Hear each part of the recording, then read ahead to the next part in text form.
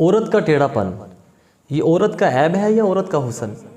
रसूलुल्लाह सल्लल्लाहु अलैहि वसल्लम ने इरशाद फरमाया, अलमरअतु का दिल इन अकमतहा कसरतहा व इन इस्तमताअत बिहा इस्तमताअत बिहा व फीहा अवजुन।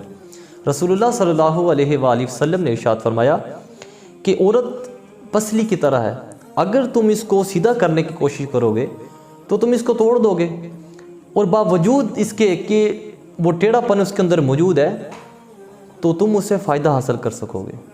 अब इस हदीस में बताना ये मकसूद है कि चूँकि तुम्हारी तबीयत औरत की तबीयत से मुख्तलिफ है, इसलिए वो तुम्हारे लिहाज से टेढ़ी है।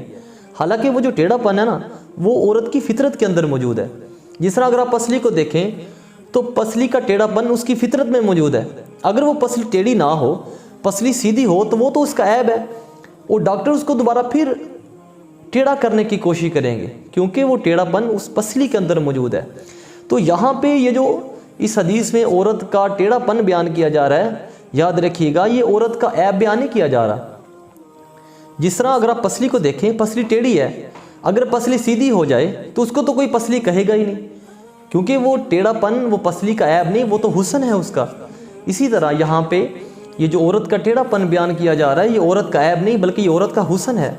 और इसीलिए रसूलुल्लाह सल्लल्लाहु अलैहि वसल्लम ने फरमाया कि बावजूद इसके कि औरत तुम्हें टेढ़ी नज़र आती है, अगर तुम उसको उसी के हाथ पे छोड़ दोगे तो फिर देखोगे कि तुम उस औरत से फ़ायदा भी हासिल कर सकोगे।